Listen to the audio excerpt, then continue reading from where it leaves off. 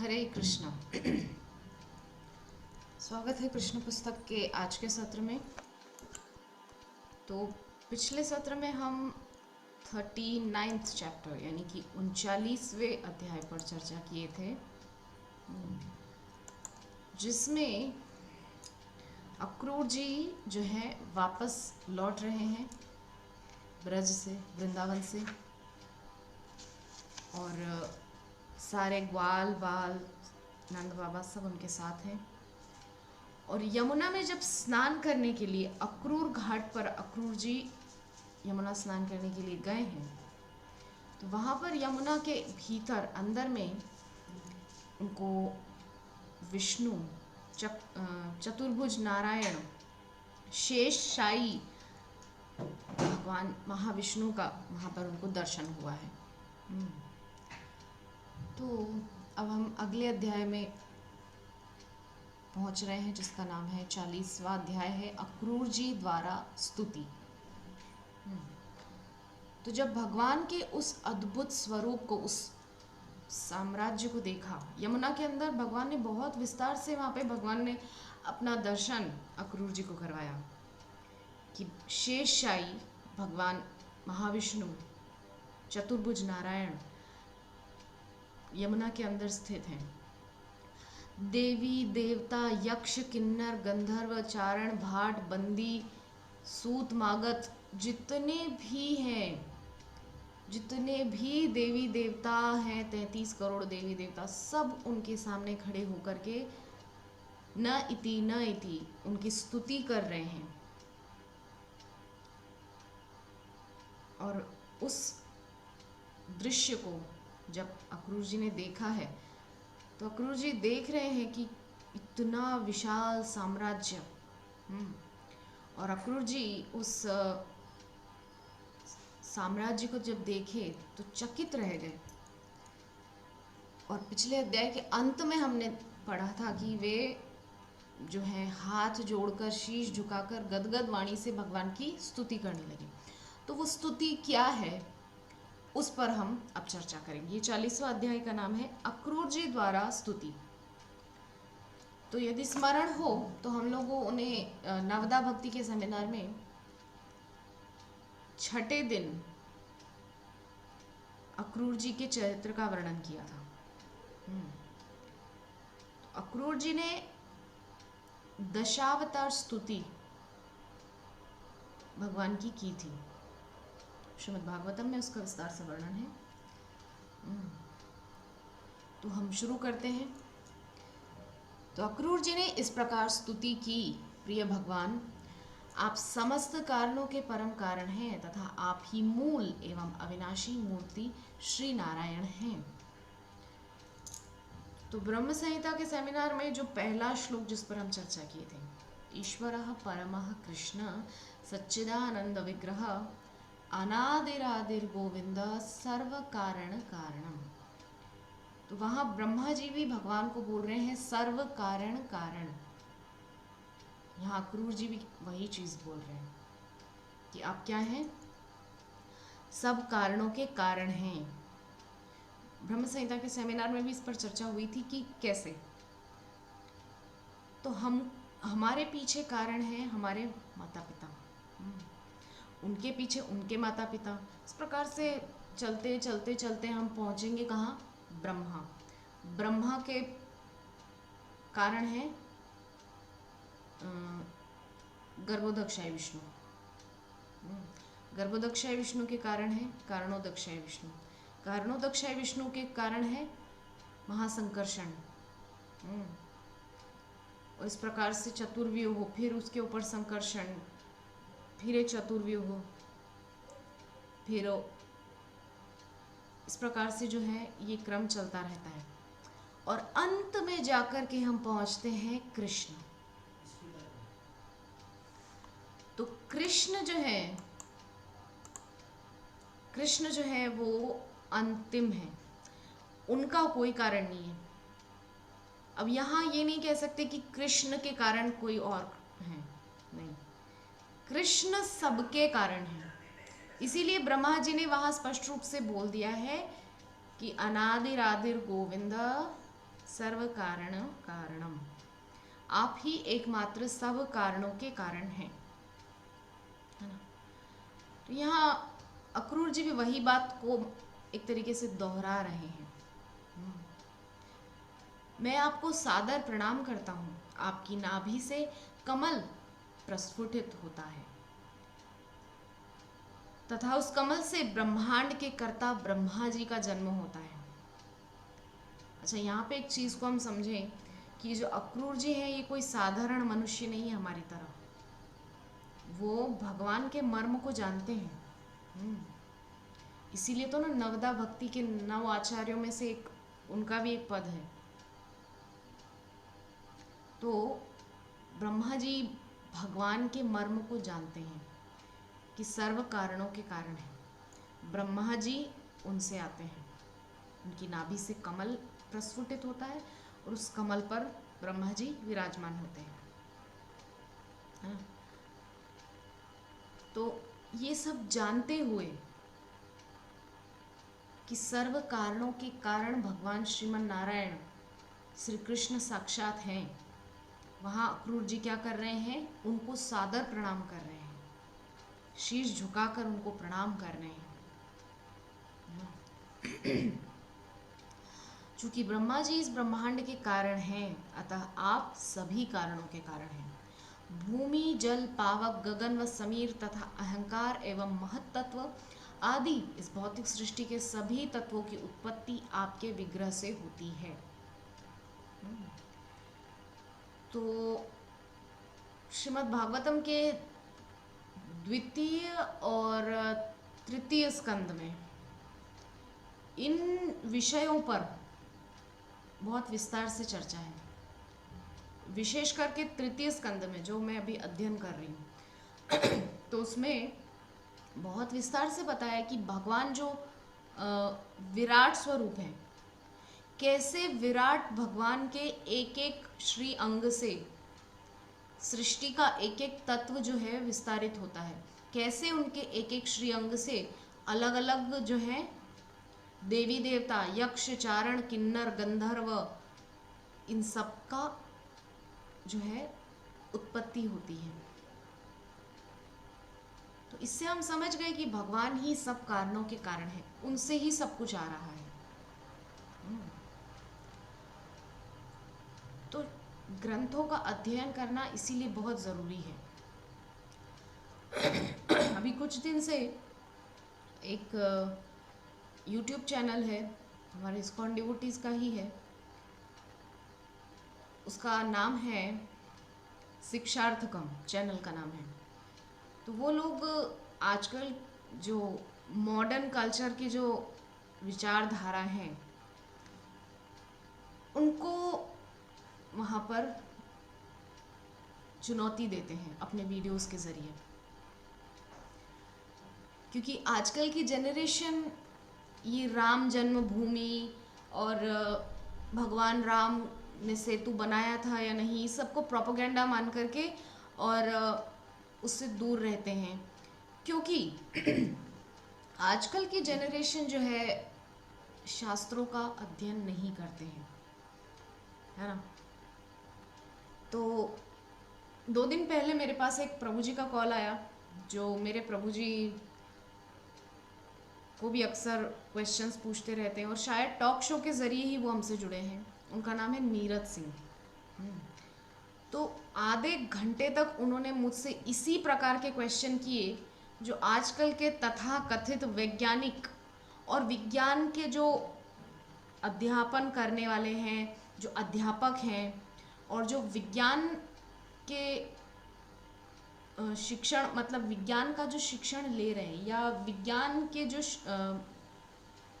क्या बोलना चाहिए, जो मतलब पढ़ते हैं, विज्ञान पढ़ रहे हैं, ऐसे लोगों की विचारधारा को वो मेरे सामने क्वेश्चन के रूप में रख रहे थे और पूछ रहे थे कि हमारे एक मित्र हैं जो फिज़िक्स के मतलब टीचर हैं या प्रोफेसर हैं, मुझे याद नहीं, तो वो क्या क्या उनसे क्वेश्चन करते हैं और क्या क्या कुतर्क प्रस्तुत करते हैं, क्योंकि ऐसे लोगों के तर्क नहीं होते, वो कुतर्क होते हैं, है ना। तो वो बता रहे थे कि वो ऐसा ऐसा हमसे पूछते हैं तो हम एज इट इज़ आपसे पूछ रहे हैं माता जी।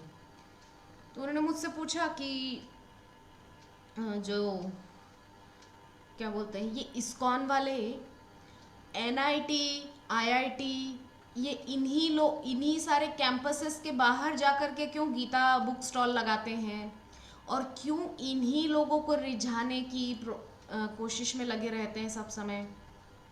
हम्म। और एक और बात वो नीरज प्रभु जी बोल रहे थे, बोले हमारे मित्र बोलते हैं कि ये जो इस्कॉन है ये अमेरिकन संस्था है और इन लोगों का एक क्या कहना चाहिए, इन लोगों की एक पॉलिसी है, इन लोगों ने एक रणनीति बनाई है अमेरिकन लोगों ने कि क्योंकि इंडिया में बहुत आजकल विकासशील देश है हमारा, तो विकास ना हो देश का, इसीलिए ये अमेरिकन संस्था क्या कर रही है, देश के एनआईटी आईआईटी स्टूडेंट्स को ब्रह्मचारी बना करके इस्कॉन में लगा दे रही है। तो वो लोग काम धंधा नहीं करेंगे, नौकरी नहीं करेंगे, तो देश की जो जीडीपी है या जो भी होता है, मुझे इतना पता नहीं इस सब के बारे में, जो विकास है देश का, जो डेवलपमेंट है वो घट जाएगा और भारत पीछे चला जाएगा। तो मुझे बहुत गुस्सा आ रहा था और हंसी भी आ रही थी। प्रभु जी इस प्रकार के क्वेश्चंस कर रहे थे, मैंने अपनी तरफ से यथासंभव उनको जवाब देने की कोशिश की, जो प्रभुपाद के ग्रंथों से मुझे प्राप्त हुआ है, जो अपने सीनियर्स से मैंने सुना सीखा है। तो मैंने उनसे यही बात कही कि प्रभु जी इस्कॉन के अगेंस्ट बोलने वाले लोग एक बार ठंडे दिमाग से ये नहीं सोचते कि इस्कॉन में क्या कुछ गलत सिखाया जा रहा है। इस्कॉन में केवल और केवल कृष्ण से जुड़ना सिखाया जा रहा है, तो क्या कृष्ण से जुड़ना गलत है? क्या इस्कॉन में लोगों को जुआ खेलना सिखाया जा रहा है? क्या इस्कॉन में लोगों को अवैध नीति, अवैध संबंध बनाना, ये सब कुछ सिखाया जा रहा है क्या? या इस्कॉन में नशा करना या चोरी डकैती ऐसी कुछ शिक्षाएं दी जा रही है जो इस्कॉन के अगेंस्ट इतना लोग प्रोपोगेट करते हैं और इतना कुछ बोलते हैं? तब उन्होंने कहा हाँ माता जी आप बात तो बिल्कुल सही कह रहे हैं। तो मैंने कहा आप प्लीज़ ऐसे लोगों से दूर रहिए प्रभु जी। बोले हाँ एक्चुअली मैं कुछ दिनों से उन प्रभु जी के संपर्क में आ गया, तो उन्होंने मुझे जो है पूरी तरह से मेरा ब्रेन वॉश कर दिया और मेरे से कहते रहते हैं कि आप प्लीज़ इस्कॉन से दूर रहिए, इस्कॉन वाले फंसा लेते हैं, जिन माँ बाप की एक ही बेटा रहता है उस बेटे को भी अपनी जाल में फंसा लेते हैं और वो माँ बाप फिर रोते बिलखते रह जाते हैं और इस प्रकार से। तो मैंने उन प्रभु जी से कहा कि जिन माँ बाप का एक ही बेटा हो वो किसी लड़की के चक्कर में फंस के माँ बाप को छोड़ के चला जाए वो ठीक है, लेकिन कृष्ण की सेवा करने के लिए अगर वो माँ बाप को छोड़ के जाए तो इसके लिए माता पिता पुलिस कंप्लेंट कर देते हैं। गुजरात का केस आज भी मुझे याद है, 2 साल पहले भी मैंने वो वीडियो देखा था और कुछ दिन पहले भी वो वीडियो मैंने देखा। गुजरात के एक माँ बाप इतना ड्रामा कर रहे हैं पुलिस स्टेशन में जाकर के, इतना ज़्यादा ड्रामा कर रहे हैं, मुझे इतना गुस्सा आ रहा था। वो प्रभु जी बोल रहे हैं लाल कपड़ा ब्रह्मचारी है, सैफरन ले लिया उन्होंने, वडोदरा या सूरत, मुझे वो याद नहीं कहाँ का था वो वीडियो, लेकिन वो प्रभु जी बोल रहे हैं कि कुछ भी हो जाए मैं नहीं आऊँगा घर, मुझे यही मेरे भगवान की सेवा में रहना है बस। तो मेरे एक समझ में बात नहीं आती है कि माता पिता किसी लड़की के चक्कर में बेटा छोड़ के भाग जाए, दूर विदेश में रहने चला जाए, हाँ तो माता पिता अकेले रह सकते हैं। ओ हमारा बेटा तो विदेश में रहता है, नौकरी कर रहा है, कोई बात नहीं हम अकेले भी रह लेंगे। लेकिन भक्ति करने के लिए अगर बेटे ने घर छोड़ा है तो माता पिता अकेले नहीं रह सकते, तो माता पिता को सहारा चाहिए, बुढ़ापे की लाठी चाहिए। ये जो दोगली नीति है ना, ये मुझे समझ में नहीं आती सच में, कि मीराबाई निकले लेकिन पड़ोसी के घर से, मेरे घर से नहीं। भक्त प्रहलाद बनना चाहिए आज के ज़माने में भी, लेकिन मेरे घर से नहीं, पड़ोसी के घर से बनना चाहिए। तो ये जो दोगली नीति है, दोहरी नीति है लोगों की, ये बहुत आश्चर्यजनक है। मतलब पचती नहीं है, डाइजेस्ट नहीं होती हम लोगों को ये बातें, ऐसी बातें जो लोग करते हैं। हाँ। अमोघ लीला प्रभु का मैं एक वीडियो देख रही थी जिसमें वो अपने माता पिता से मिलने गए तो उसमें उनके माता पिता इतने प्रसन्न हैं।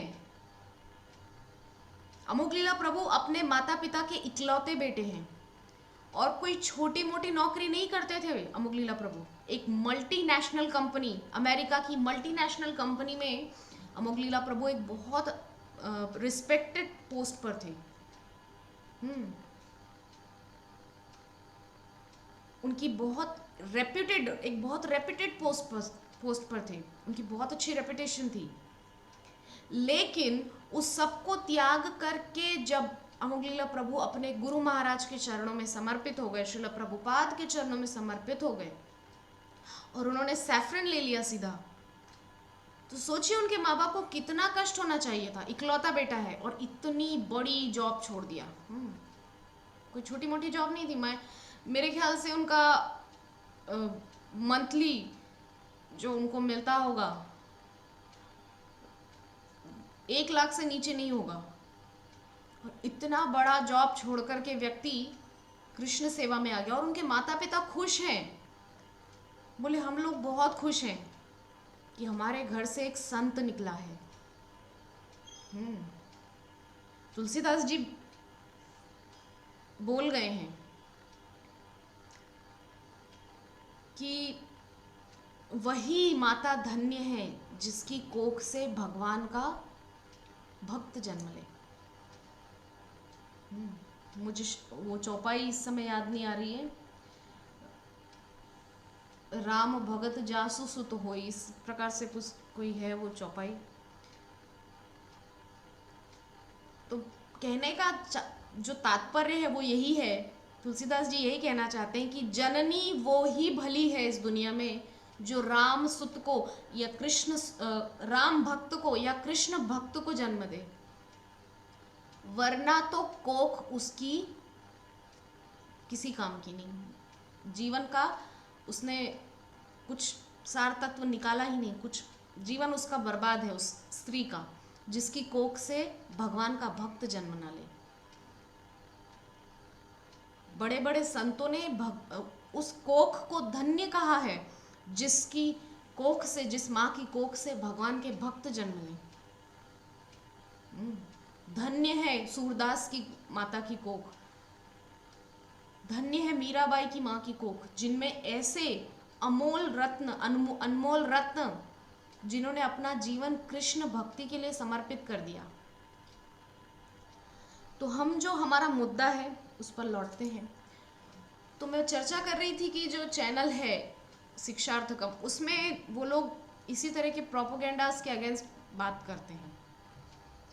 आजकल की जो जनरेशन है उनको ये तक नहीं पता। एक वीडियो में शिक्षार्थकम चैनल का ही एक वीडियो देख रही थी, उसमें वो जो दिल्ली की कुछ बड़ी बड़ी यूनिवर्सिटीज़ हैं उसके कैंपस में जा जाके लड़के लड़कियों से पूछ रहे हैं। एक लड़की से पूछा, लंबे से बाल खुले हैं, होठों पर बड़ा लिपस्टिक लगाया हुआ है, गंदा सा उसका मुख दिख रहा है, बड़े बड़े चश्मे लगा रखे हैं। उससे पूछा गया कि राम जी के पिता कौन हैं। वो बस बालों को इधर से उधर करती रही, लेकिन उसके मुख से ये नहीं निकला कि राम जी के पिताजी कौन हैं। और आखिरकार उसने बोल दिया, सॉरी मुझे पता नहीं। कितनी शर्म की बात है, डूब मरने वाली बात है उस माता पिता के लिए जिसकी वो संतान है। उस लड़की का दोष नहीं है, उसके माता पिता का दोष है। यहाँ पर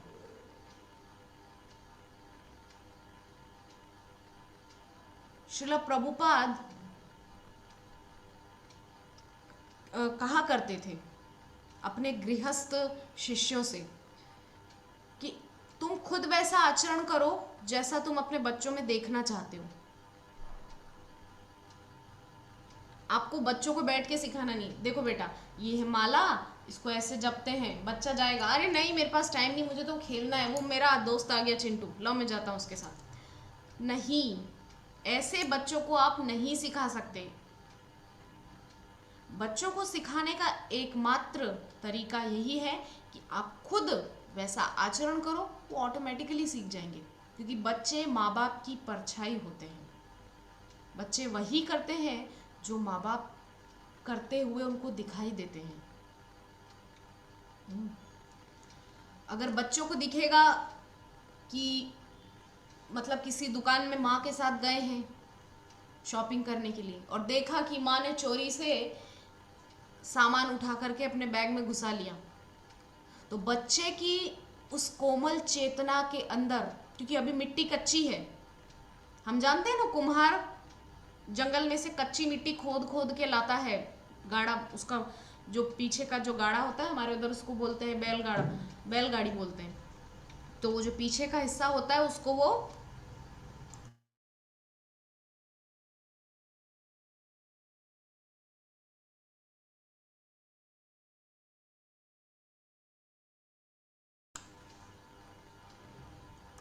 तो मिट्टी भर के लाता है जब कुम्हार, तो जो मिट्टी वो लेकर आता है तो वो कच्ची मिट्टी रहती है, उसको पहले पैरों से रौंदता है, बहुत रौंदता है उसको। और फिर उसके बासन यानी कि बर्तन बनाना वो शुरू करता है।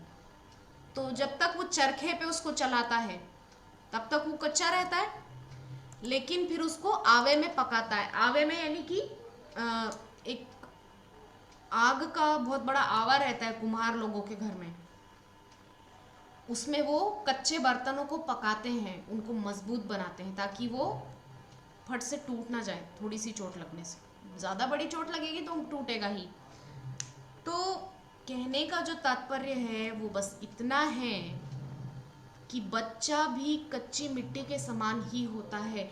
5 वर्ष तक की आयु में अगर आप बच्चे को जो संस्कार देना चाहते हैं दे सकते हैं, उसके बाद आप उसमें संस्कार डालने की हजारों कोशिश कर लीजिए, नहीं आएंगे।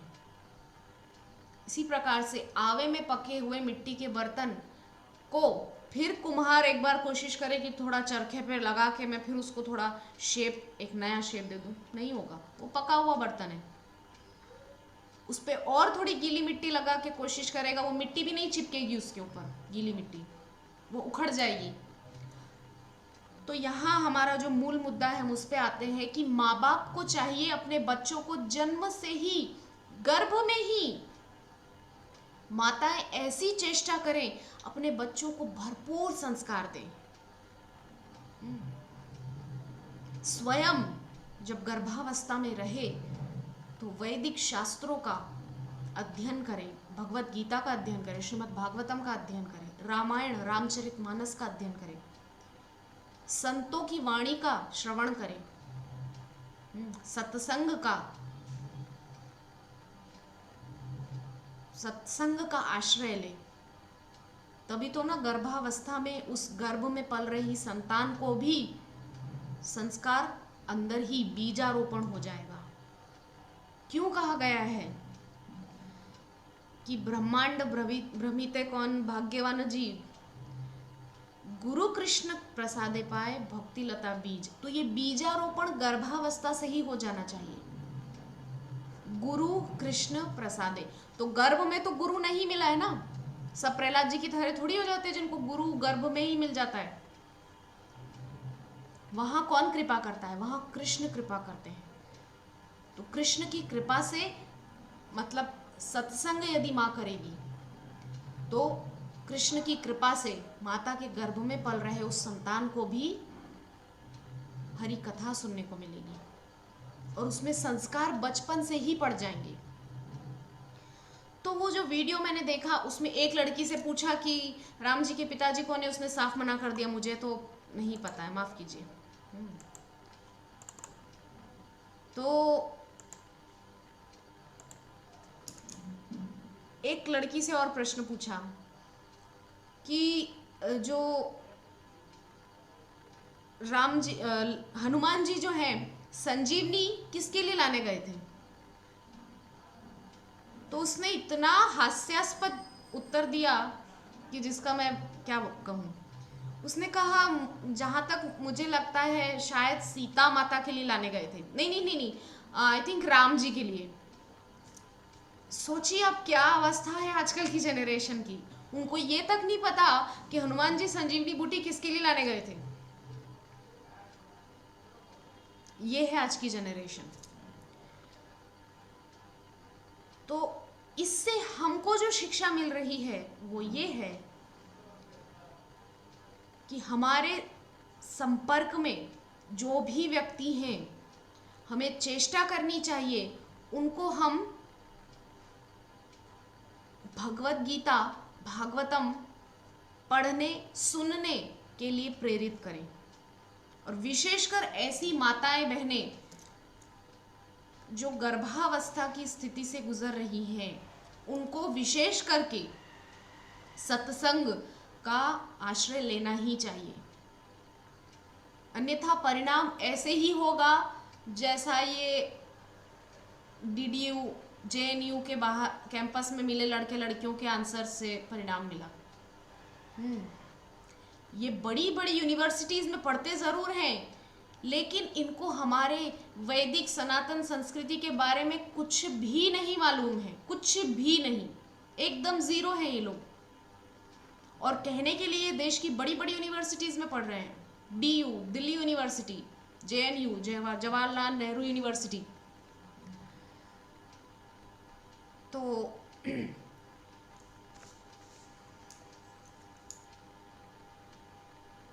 हम समझ गए कि ये जो आजकल की जनरेशन है ये कुछ नहीं जानती है भगवान के विषय में। तो ये मुद्दा कहाँ से उठा था कि श्रीमद् भागवतम के द्वितीय और तृतीय स्कंद में विस्तार से इस पर वर्णन है कि भगवान का जो विराट स्वरूप है, उस विराट स्वरूप में से भगवान के अलग अलग श्रीअंग से अलग अलग देवी देवताओं, जो इंद्रियों के जो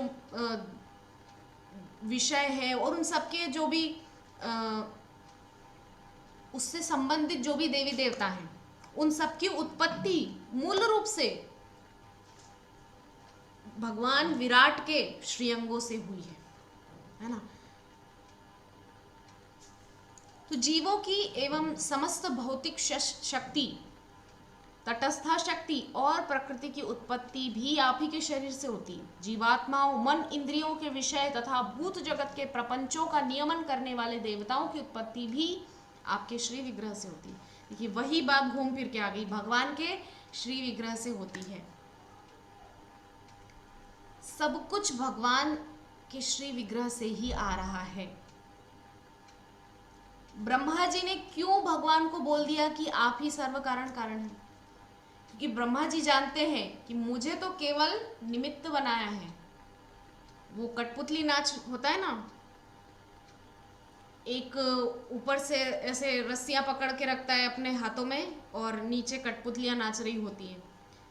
तो हमको लगता है कि वाह कितना सुंदर जो है अभिनय कर रही है कठपुतलियां, लेकिन पर्दे के पीछे उनको चलाने वाला कोई और ही होता है। तो उसी प्रकार से ब्रह्मा जी भी भगवान को सर्व कारण कारण बोल करके अपनी असमर्थता बता रहे हैं कि मैं तो असमर्थ था इस सब को करने में, मेरी सामर्थ्य नहीं थी मैं सृष्टि कर सकूं, लेकिन आपने मुझे निमित्त बनाया, करने वाले सब कुछ आप ही हैं। क्योंकि भागवत में स्पष्ट रूप से विराट से सब कुछ आया है, भगवान विराट से सब कुछ आया है। लेकिन उसके बाद वर्णन होता है कि ब्रह्मा जी के क्रोध से रुद्र आए, ब्रह्मा जी के इस अंग से मनु आए, उस अंग से शत्रुपा वगैरह, ये बहुत विस्तार से वर्णन है श्रीमद् भागवतम में, है ना। तो मूल तत्व जो है वो हम समझ गए। इस एक पैराग्राफ का अक्रूर जी कहना चाह रहे हैं कि सब कुछ केवल आपसे आता है भगवान, है ना। और उसी तथ्य से आज की जनरेशन बिल्कुल अनभिज्ञ है, उनको पता नहीं है कि कौन है सबका कारण। आपको एक बात बताऊं, आजकल एक सीरियल चल रहा है राधा कृष्ण, बहुत पसंद किया जा रहा है। यहाँ तक कि कुछ कुछ डिवोटीज भी, इस्कॉन डिवोटीज भी उस सीरियल को देखते हैं, राधा कृष्ण सीरियल को। लेकिन मैं आपको बता दूं, उस सीरियल में जो राधा का किरदार निभा रही है, वो खुद भी ना तो भगवत गीता को पढ़ती है, ना रामचरितमानस रामायण या महाभारत भागवतम को पढ़ती है। उसने खुद अपने इंस्टाग्राम पर एक वीडियो पोस्ट किया और उसमें बता रही है कि देखिए, मेरे बैग में ये छोटी सी बाइबल हमेशा रहती है और जब भी मैं अकेलापन महसूस करती हूँ, इसको पढ़ने बैठ जाती हूँ। देखिए हमारी जनरेशन कहाँ जा रही है। किरदार निभा रही है राधा का और पढ़ती है बाइबल। उसको तो मार देना चाहिए। तो इस प्रकार उस चैनल को जब से मैंने फॉलो करना स्टार्ट किया, मुझे इतने सारे फैक्ट्स पता चले हैं। क्यों आजकल की जनरेशन मतलब जानना चाहती ही नहीं है, क्योंकि उनके माता पिता उनको इतनी खुली छूट दे रहे हैं, या वो हठात बलात् अपने माँ बाप से वो छूट ले रहे हैं, है ना। तो एक ही बात मैं फिर से कहूंगी कि बच्चों में संस्कार माँ बाप से आएंगे, इसलिए माता पिता को चेष्टा करनी चाहिए, अगर आप में थोड़ा भी भगवान के प्रति कृतज्ञता है तो अपनी संतान को ऐसे संस्कार दीजिए, वरना आपको संतान उत्पन्न करने का अधिकार नहीं है अगर आपके अंदर भगवान के प्रति थोड़ी भी कृतज्ञता नहीं है। अगर आप ऐसे ही बिना भक्ति भाव के संतान उत्पन्न कर रहे हो तो केवल आप दुनिया की जनसंख्या को बढ़ा रहे हो और उसका कोई उसका तात्पर्य इसके अलावा और कुछ नहीं है। उसके अलावा उसका कोई महत्व नहीं है आपकी संतान का। वो केवल जैसे सुअर की पत्नी होती है ना, सुअरिया, वो एक बार सीजन में 1-2 दर्जन तक बच्चे उत्पन्न करती है। और मैंने अपनी आंखों से मैं सच बोल रही हूँ, अपनी आंखों से देखा है मैंने कि जब वो बहुत भूखी होती है तो अपने ही बच्चे को खाने से नहीं हिचकिचाती है। उसका खुद का पिता उसको बच्चों को खाने से नहीं हिचकिचाता है, ठीक है। तो अगर आप भक्त संतान उत्पन्न नहीं कर रहे हो तो आप ऐसे ही सुअरिया की तरह दर्जनों बच्चे उत्पन्न करते जाओ, डजंट मैटर, आते हैं चले जाते हैं। लेकिन अगर आप में थोड़ा भी भगवान के प्रति कृतज्ञता है तो संतान उत्पन्न कीजिए, राम भक्त, कृष्ण भक्त, हरि भक्त। तो यहाँ पर हम समझ गए, अक्रूर जी जो है भगवान की स्तुति कर रहे हैं, बहुत सुंदर सुंदर वाक्यों के द्वारा भगवान को अपना भाव प्रस्तुत कर रहे हैं। उनके अंदर जो भी उद्गार उत्पन्न हो रहे हैं उनको वाणी के द्वारा प्रस्तुत कर रहे हैं। तो हम समझ गए कि भगवान को वो सर्व कारणों के कारण बता रहे हैं। तो आज के सत्र को हम यही विश्राम देंगे। हमारे साथ हमारे धर्मपालक प्रभु जी हैं, जो बहुत दिन तक मायापुर धाम में रह कर के भक्ति का आनंद लिए, कीर्तन मेला का आनंद लिए, गौर पूर्णिमा का आनंद लिए, महाप्रभु की सन्निधि का आनंद लिए, हाँ, और भक्त सन्निधि का आनंद लिए। तो अगर प्रभु जी का कोई प्रश्न है तो हम उत्तर देंगे, यदि प्रश्न नहीं है तो हम सत्र को यहीं विश्राम करेंगे। हरे कृष्णा। हरे कृष्ण प्रभु जी।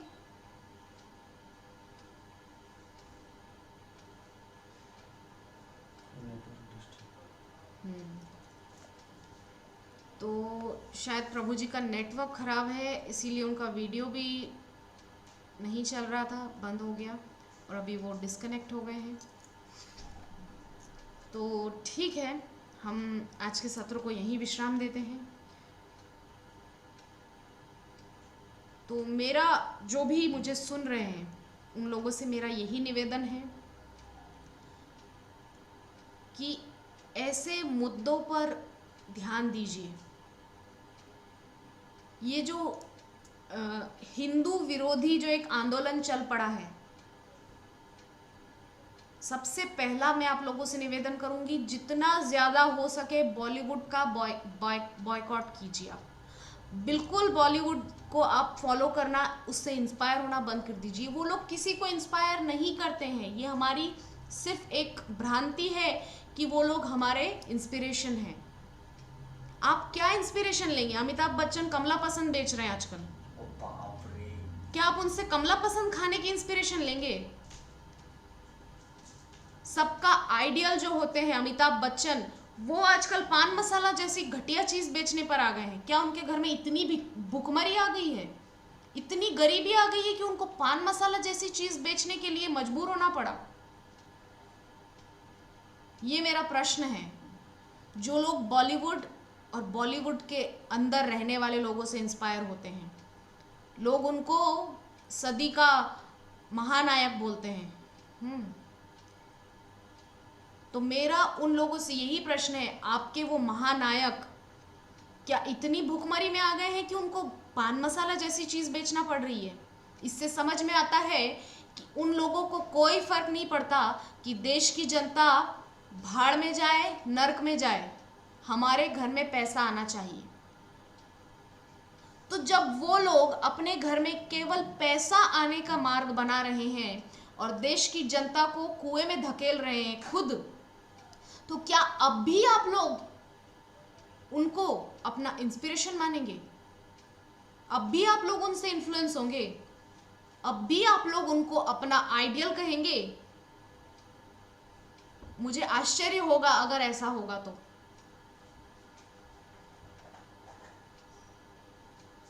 आमिर खान का एक एड आया था कुछ टाइम पहले सीएट टायर्स का, मतलब हर चीज में हिंदुओं को हर्ट करने की साजिश चल रही है। उस एड में आमिर खान बोल रहा है कि पटाखे मत फोड़िए दिवाली पर। सीएट टायर का एड है, मतलब टायर के एड में भी आप हिंदुओं को हर्ट कर रहे हो। एक चीप सी चीज के लिए भी आप हिंदुओं की भावनाओं को दुख पहुंचा रहे हो। और सड़क पे मुसलमान नमाज अदा कर सकते हैं पूरा सड़क जाम करके, एक साथ हजारों मुसलमान सड़क जाम करके नमाज अदा कर सकते हैं, लेकिन अगर पटाखे फोड़े जाएं तो इनको ऑब्जेक्शन है। तो ये सरासर क्या चल रहा है? बॉलीवुड के लोग क्या कर रहे हैं? आप उन्हीं बॉलीवुड के लोगों को अपना आइडियल मानते हैं और वही लोग हमारे हिंदुत्व को, हमारे हिंदुस्तान की पीठ में छुरा घोंप रहे हैं। हिंदुस्तान में रहकर भी हिंदुस्तान को ही धोखा दे रहे हैं, वो लोग हिंदुओं को ही धोखा दे रहे हैं। तो मेरा हाथ जोड़ के निवेदन है, बॉलीवुड नाम के डस्टबिन से दूर रहिए। वो लोग किसी की इंस्पिरेशन नहीं हो सकते। अगर इंस्पिरेशन लेना है तो हमारे आचार्य, ढेरों आचार्य हैं। महाप्रभु के पार्षदों की कमी नहीं है, महाप्रभु के ढेरों पार्षद हैं। उन सबसे इंस्पिरेशन लीजिए ना। इसीलिए आज के सत्र को यही विश्राम करेंगे और जितना ज़्यादा संभव हो सके हरि कथा, हरि नाम से अपना जुड़ाव रखिए। बॉलीवुड से दूर रहिए। ये लोग बहुत धोखेबाज हैं। ये लोग हिंदुस्तान में ही रहकर हिंदुस्तानियों को ही कष्ट दे रहे हैं। और ख़ास तौर पे ये कुछ, मैं नाम नहीं लूँगी और ज़्यादा एक बार ले चुकी हूँ, तो उन लोगों से विशेष तौर से आप बच के रहिए, क्योंकि उन लोगों की तो साजिश है ना। तो ठीक है, सत्र को ये विश्राम करते हैं। हरे कृष्णा कृष्ण कृष्ण हरे हरे, हरे राम राम राम हरे हरे। वाञ्छाकल्पतरुभ्यश्च कृपा सिन्धुभ्येव च पतितानां पावनेभ्यो वैष्णवेभ्यो नमो नमः। ग्रंथराज श्रीमद् भागवतम महापुराण की जय। जगत गुरु श्रील प्रभुपाद की जय। निताय गौर सीतानाथ प्रेमानंदे। हरि हरि बोल।